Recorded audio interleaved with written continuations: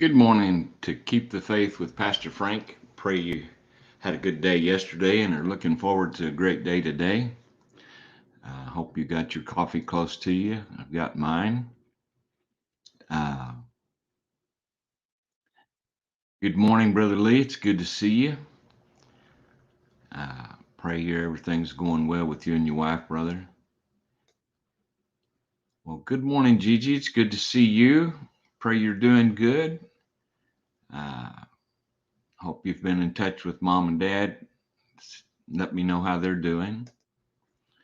Good morning, Sister Liz. Good to see you. Always good to have you online. Brother Gary, good to see you online this morning. Um, I guess most of y'all figured out that yesterday wasn't Friday. So, good morning, Brother Lewis and Sister Gail. It's good to have you with us. And if you will, I'm going to ask everybody to like the stream and share it.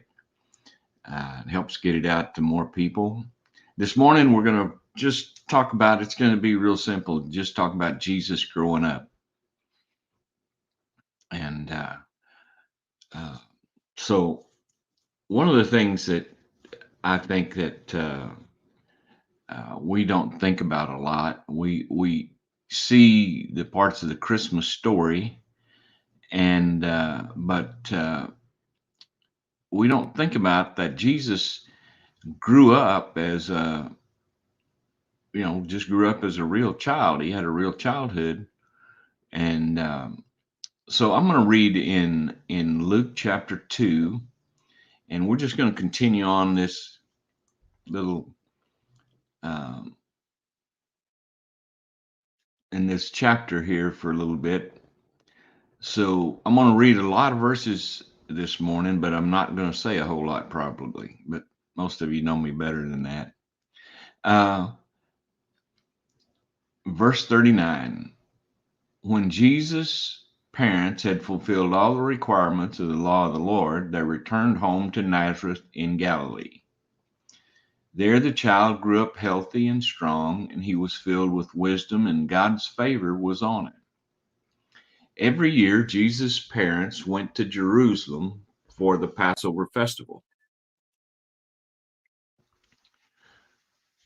And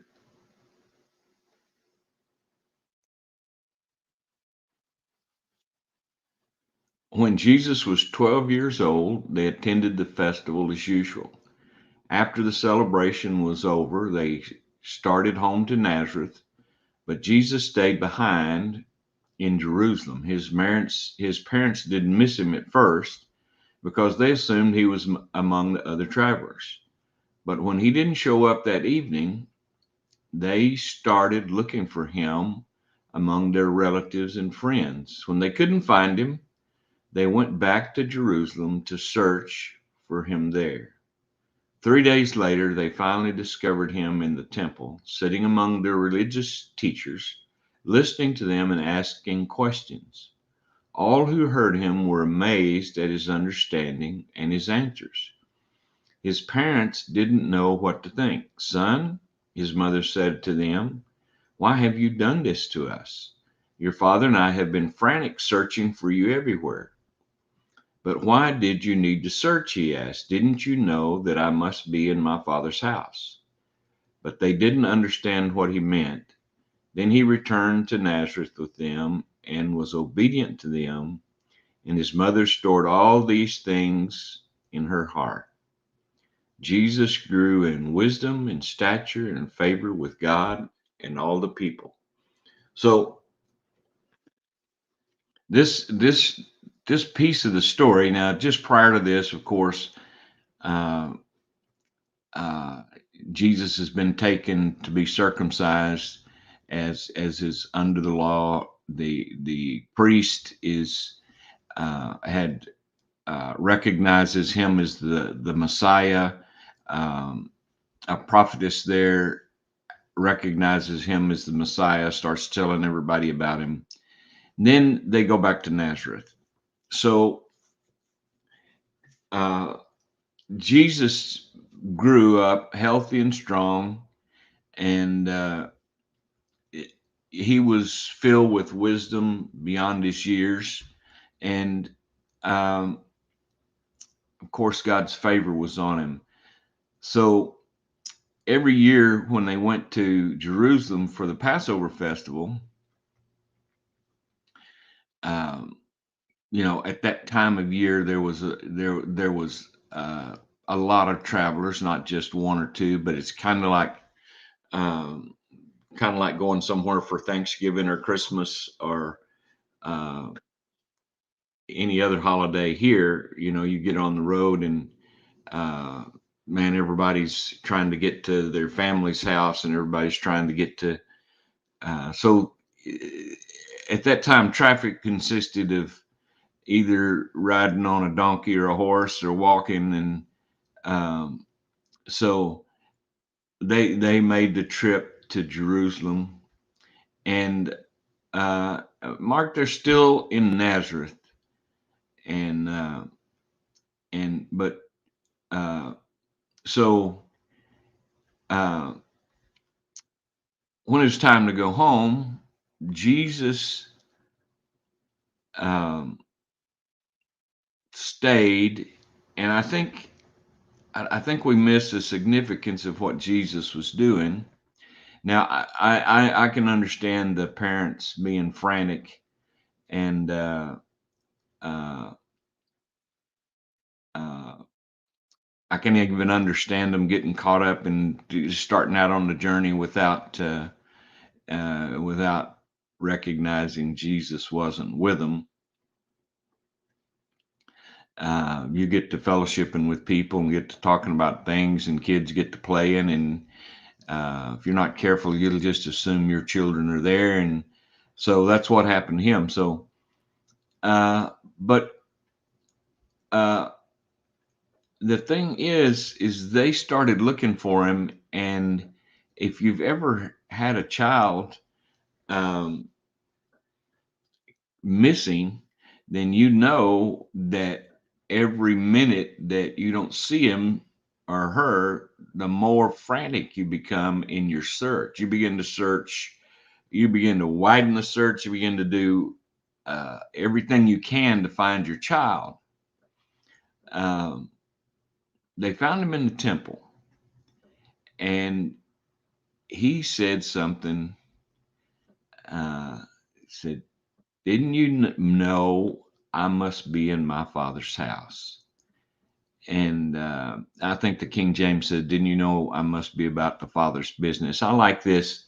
He needed to be in his father's house, and when they found him, he was sitting among the religious teachers. He was listening to them, asking questions, and everyone was amazed at his understanding and his answers. And I want you to understand, I don't believe at this time that those religious teachers were used to many people asking questions that needed a real answer. And I believe that Jesus was asking questions that needed an answer that required them to think about what they were going to say. And and having answers to questions that they asked them that surprised them, that he would know as much about God as as and more than they did. It was an important interaction between this child and the religious leaders at the time. And I really believe, I mean, I don't have any other thing, but I really believe it had more of an impact on the priests at the temple at that time, that and the religious leaders. I believe that there was a pretty good little crowd gathered there to listen to this child answer questions and ask questions, because you know you know how children are. When he first started trying to ask questions, they probably just would say, you need to go on and go back to your house, get out of our hair. But I think the questions he were asking were questions that deserved an answer, and that's what brought this conversation start. So I like what this says. He was giving them answers to questions that they really um, just didn't expect, and and he was asking questions that made them think way beyond what they'd had to before, and it was really good for them. So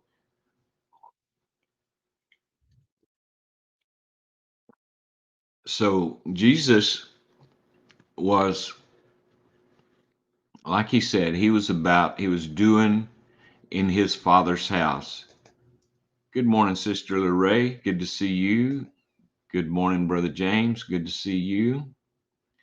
Um, so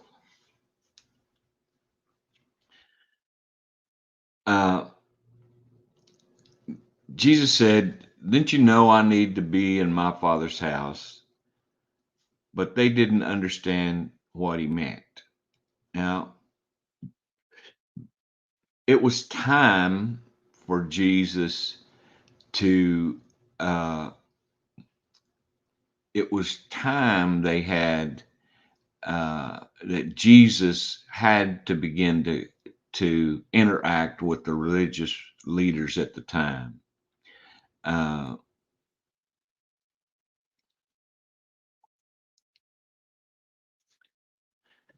and Lee's got a comment here I'm going to put up here. You can see. Um, so uh, the thing that we're talking about here is we need to know the word, and we need to be able to answer the questions that our children have. And really, honestly,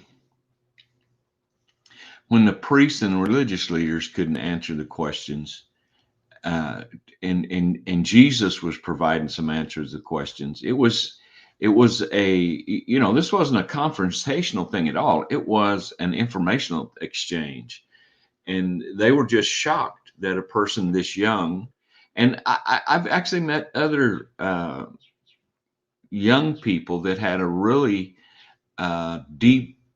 deeper spiritual knowledge of things than most adults that I know.